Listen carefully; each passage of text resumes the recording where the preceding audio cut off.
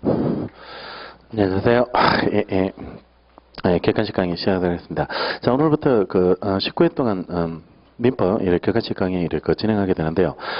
객관식 강의 때부터 이제 최종 정리가 이제 지금부터 들어가는 겁니다. 그러니까 여러분들이 공부했던 내용들 이런 것들을 지금부터 이제 반복해서 이래 들어가는 과정이 이래 객관식 과정이다 이래 생각하시고 정리 과정이다 이렇게 생각하시고 그다음에 주의하셔야 될 거는 처음 공부하시는 분들이 객관식 책을 푸는 책으로 오해하시면 안 돼요. 그러니까 답을 무슨 말이냐 그러면 객관식을 이래 풀어보고 답을 이래 맞으면 그 문제를 이래 아는 걸로 이래 생각하실 가능성이 되게 높은데 그래 공부하는 게 아니고 객관식은 이론 정리하는 시간이다 이렇게 생각하셔야 돼요. 그러니까 객관식을 통해 가지고 이 지문을 내가 알고 있는지 모르고 있는지 그걸 기출 지문을 통해 가지고 확인하는 과정이 이렇게 객관식 강의 시간입니다. 그러니까 단순하게 문제 푸는 시간이 아니고 답을 이렇게 골라내고 찾아내고 이런 걸 확인하는 그런 시간이 아니고 지문별로 공부해야 된다. 그러니까 오늘의 기출 문제에서 작년에 나왔던 기출 지문의 답을요. 여러분들이 지금 찾아내는 거는 당연해. 왜 당연하냐 그러면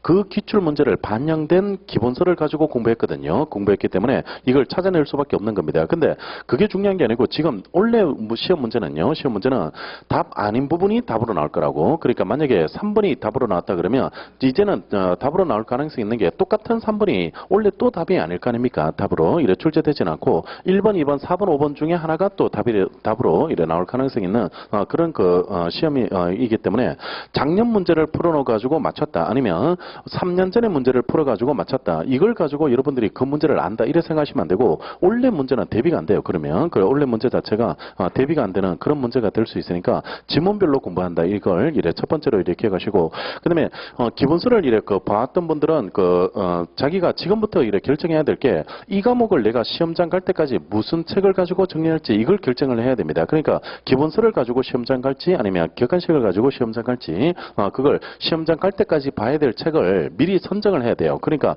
그 작업이 지금 객관식 할 때 다 끝나야 돼요. 그러니까 그 결정을 하시고 이런 마음이 들 때가 있어요. 이것도 좀 좋은 거 같고 이것도 좀 좋은 거 같고 반대로 여기도 좀 빠져 있는 게 몇 개 빠져 있고 여기도 좀 몇 개 빠져 있으니까 어떤 걸 이래 같이 이래 보면 좋을 것 같은데 하나만 선택하기가 좀 애매한 경우가 이래 생길 수 있게 되는데 버리세요. 버리면 된다. 그러니까 좀 빠져 있는 부분이 있으면 옮겨 적는다든지 그런 거는 안 나온다 이래 생각하시고 그런데 미련 두지 말고 한 것만 봐야 돼요. 한 것만. 그러니까 지금 법문사 시험이 난이도가 지금 가면 갈수록 이래 높아지는 시험이 되는데 이 시험에서 책을 여러 권 봐가지고는 답이 안 나옵니다. 답이 안 나오니까 그냥 한 권씩만 가지고 이래 정리하고 그다음에 그 한 권도 줄여서 봐야 돼요. 양을 이래 줄여가지고 만약에 객관식을 가지고 이래 정리하겠다라고 생각하신 분들은 객관식 양을 과감하게 줄여셔야 됩니다. 과감하게 줄여셔야 되고 겹치는 거는 2번 이상 나오는 거는 살려두면 안 돼요. 그러니까 겹치는 지문들은 다 지워버리셔야 된다. 지워버리시고 다시 말씀드리지만 이거 매년 말씀드리는데 1번, 2번 이렇게 3번, 4번, 5번 이렇게 객관식 지문이 나와 있을 때 이 지문이 앞에 나와 있어요. 앞에. 그러니까 앞에는 맞는 지문으로 나와 있고 여기는 틀린 지문으로 나와 있어. 틀린 지문으로 나와 있는데 같은 거예요. 그것도 같은 거니까 굳이 그런 거를 살려놓지 말고 살려두지 말고 그다음에 지울 때 이래 지우지 말아요. 제발. 그러니까 이렇게 지우지 말고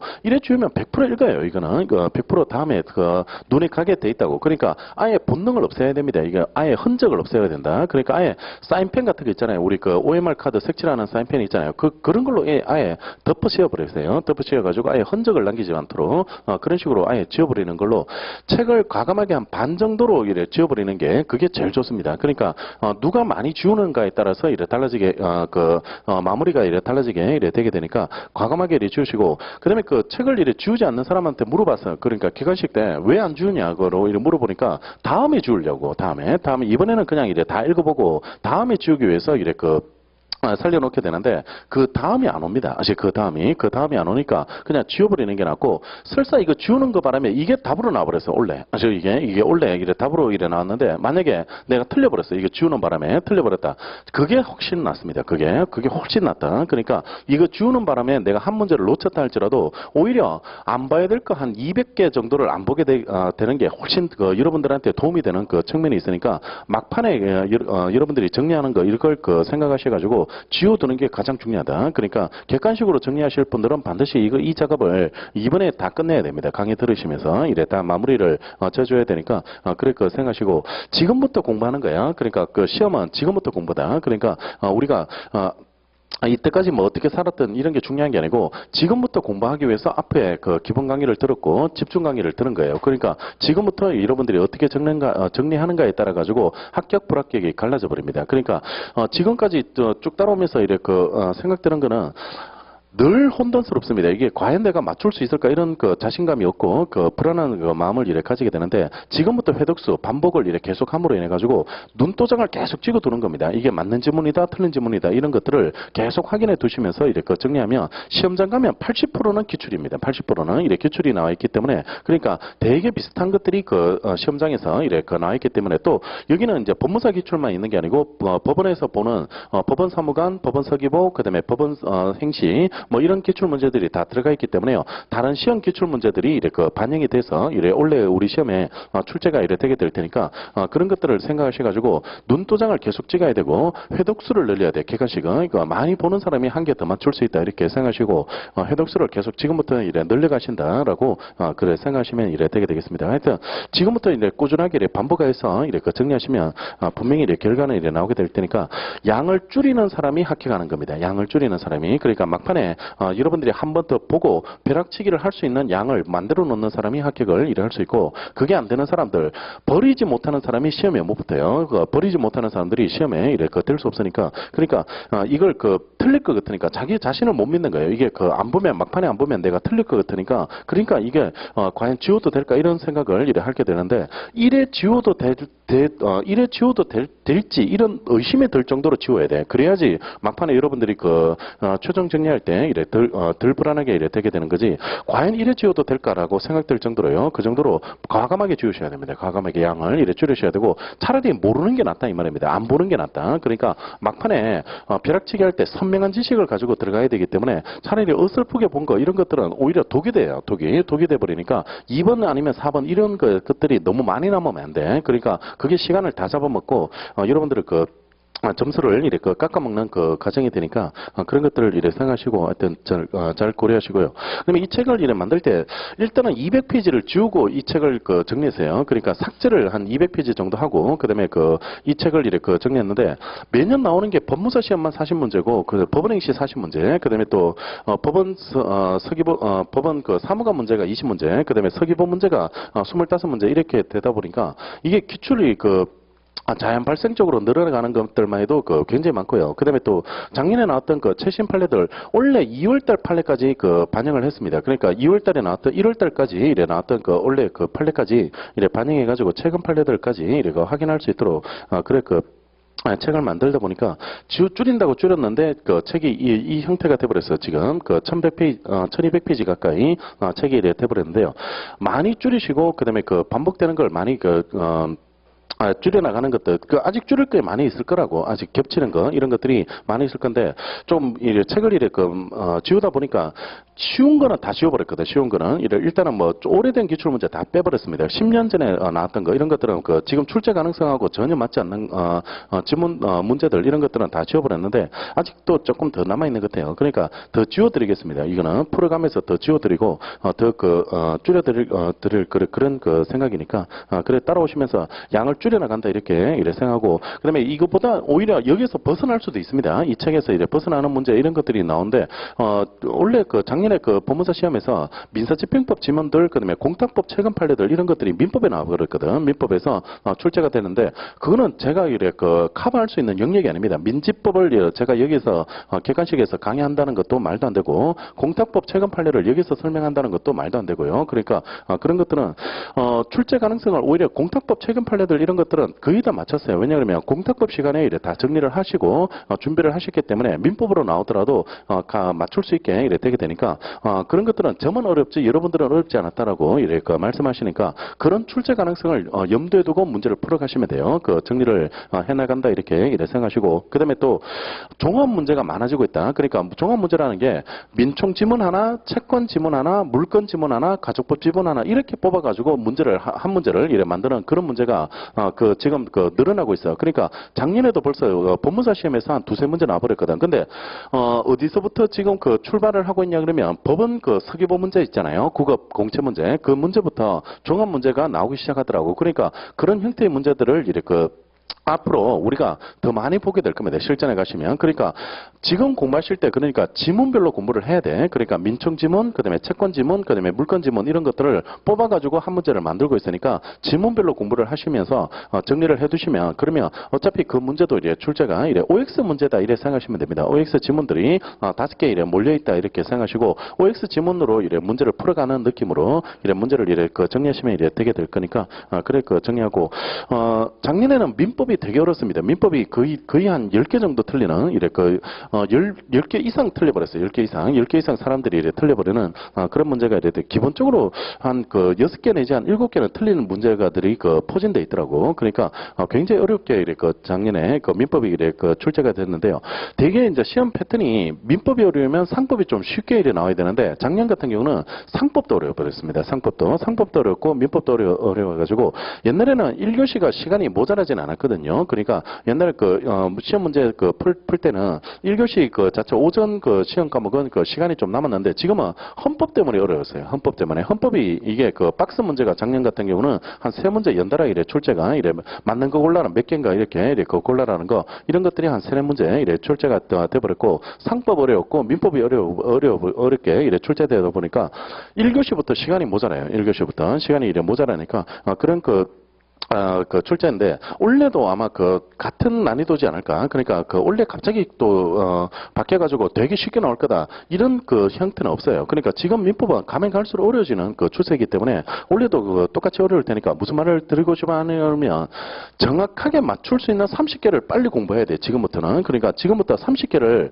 정확하게 맞출 수 있는 그 공부를 해야 되고 어차피 내가 10개는 틀려야 되는 현실이라고 지금은 현실이니까 그러니까 조금 더 30개를 정확하게 맞춰놓고 나머지 어려운 10개를 찍어가지고라도 한 반 타자를 맞춰낸다든지 아니면 한두 개라도 더 맞춰버리면 그러면 한 32개까지는 이래 맞을 수 있게 되거든요. 그러니까 조금 운이 좋으면 한 35개까지 이렇게 노리를 버릴 수 있는 그런 문제가 되게 되니까 30개를 맞는 공부를 빨리 해야 돼요. 우리가. 그러니까 정확하게 풀 수 있는 30개가 반드시 빨리 이래 마련돼 있어야 되니까 또 30개를 풀 수 있는 문제는 나오고 있다. 지금도 이래 나오고 있으니까 30개를 틀리지 않고 이래 정확하게 맞출 수 있도록 그런 전략을 이래 잡으시고 민집이 작년에는 되게 어려웠는데 재작년 민집은 그래 어렵지 않았거든요. 그러니까 작년 민집이 되게 어려워가지고 민집에서 많이 틀려버렸습니다. 그러니까 거기서 시간을 다 뺏겨버리니까 공탁을 아예 풀지를 못하는 거예요. 공탁이 그나마 점수를 좀 확보해주는 과목인데 공탁을 풀지 못해버리는 등기도 이래 시간을 많이 뺏겨버리니까 공탁 자체를 아예 풀어보지도 못하는 그런 현상이 빨리 풀어야 되고 또 제대로 풀지 못하는 그런 문제가 이래 생겨버리니까 민집도 정확하게 맞출 수 있는 20개를 빨리 찾는 게 제일 중요하지 않을까. 그러니까 어차피 10개는 접어준다라고 이래 생각했을 때 20개를 이래 맞출 수 있는 그 공부를 해놔야지 여러분들이 실전에서 살아남을 수 있지 않을까 이래 보는 겁니다. 근데 전체적으로 커트라인 자체가 이래 낮으니까 과목당 거의 다 10개 틀려줘도 거의 충분하게 붙습니다. 충분하게 이래 붙게 이래 되게 되니까 정확하게 맞출 수 있는 것들을 빨리 공부해 두세요. 그러면 시험 자체는 1차식 객관식을 이렇게 통과할 수 있게 되게 될 테니까 그래 전략을 이래 잡으시고 다시 말씀드리지만 지문별로 공부해라. 그러니까 아는 지문인지 모르는 지문인지 그걸 지금부터 풀어가시면서 이래 보고 그다음에 아침에 오셔가지고 한 15분만 일찍 오세요. 15분만 일찍 와가지고 오늘 풀어갈 만한 범위들 이런 것들을 빠르게 한번 읽어보세요. 그러니까 이걸 답을 이래 찾는다 이런 느낌이 아니고 이 지문을 내가 알고 있는 지문인지 모르고 있는 지문인지를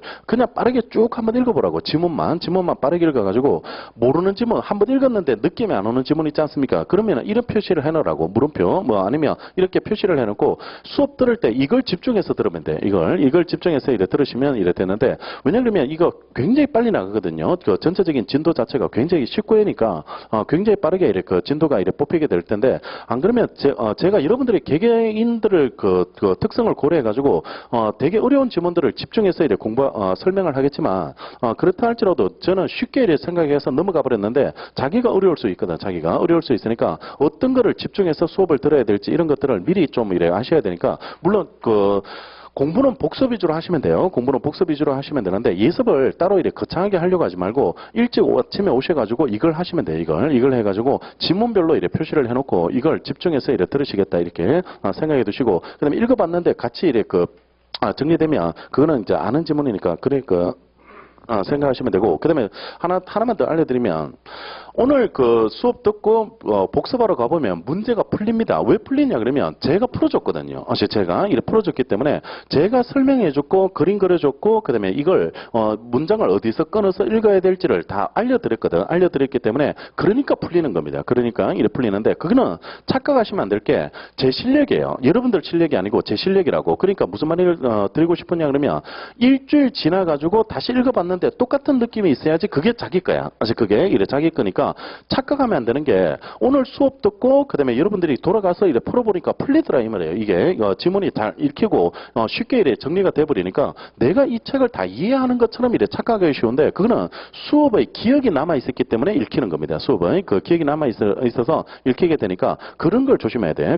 근데 나중에 지나가서 읽어보니까 안 읽혀. 이게 문제가 풀리지 않으니까 갑자기 막 당황하고 이래 혼란스럽게 이래 되게 되는데 그 현상은 자연적으로 제가 이래 수업 시간에 풀어드렸기 때문에 풀리는 겁니다. 그러니까 일주일 지나가지고 풀어보시라고. 그러니까 복습하실 때 착각하시면 안 되는 게 이게 읽힌다고 해가지고 그게 자기 거다 이렇게 생각하시면 안 돼요. 그러니까 다시 한번 더 꼼꼼하게 자기 걸로 만들어두고 복습을 꼼꼼하게 해두셔야지 그게 이제 자기 걸로 이래 되게 되니까 쉽게 읽힌다고 해가지고 그냥 막 복습 다 된 줄 알고 다른 공부를 막 많이 계획을 잡는다든지 아니면 다른 복습을 이래 대충 해버리면 다음에 굉장히 당황하게 되는 게 민법입니다. 민법이 굉장히 부담을 이래 가지게 되니까 그런 것들을 좀 주의하시면서 정리하고 예습을 따로 거창하게 하지 말고 다시 말씀드리지만 일찍 오셔가지고 빠르게 한번 풀어주시면 이해를 하려고 해설을 보지 마세요.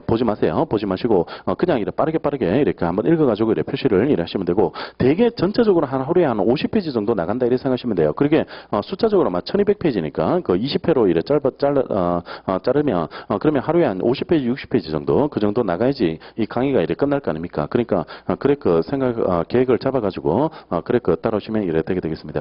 강의 진도 방식은 객관식 때는 조문을 한번 먼저 봐드릴게요. 조문을 빠르게 한번 꼼꼼하게는 안 하더라도 중요 조문들을 이래 봐드리고 그다음에 그 내용을 이래 문제를 이래 풀어드리고 이 객관식에 요점 정리가 간략하게 돼 있습니다. 서머리가 이래 돼 있으니까 기본적인 내용들 이걸 교재 있는 내용이에요. 교재 있는 내용을 좀 압축 정리했는 내용들 이런 것들을 중요 사항들을 이래 좀 정리했으니까 그걸 잘 활용해가지고 이래 단권화를 이래 할 수 있도록 그래 보시면 이래 되게 되겠습니다. 자 지금부터 진단할게요. 조문 보세요. 767조. 767조. 자, 지금부터 가족법부터 먼저 봅니다. 객관식은 가족법부터 먼저 정리를 이래 하게 되는데요. 가족법은 친족법, 상속법 이렇게 두 파트로 이래 구성되어 있는데요. 작년에 가족법이 5개나 나왔어요. 5개나 이래 출제가 이래 돼버렸는데요. 최근에 가족법이 거의 한 3개, 2개 나왔거든. 3개, 2개 나오다가 작년에 또 가족법이 또 되게 많이 나와버렸더라고. 출제가 5개 정도 출제가 이래 돼버렸는데요. 그러니까 이게 무시할 수 있는 파트가 아니고 그리고 가족관계 등록법을 위해서라도 좀 이래 봐두시는 게 이래 필요하게 되니까 이번에 한번 마지막에 하면서 이래 잘 정리하고 따로 이래 기본서 읽는다 이래 생각하지 말고 객관식으로 바로 정리하시면 됩니다. 객관식으로 바로 정리해서 객관식을 통해 가지고 그냥 지문별로 그냥 외워버리면 지문을 통해서 이래 정리를 공부를 해버리는 게 그게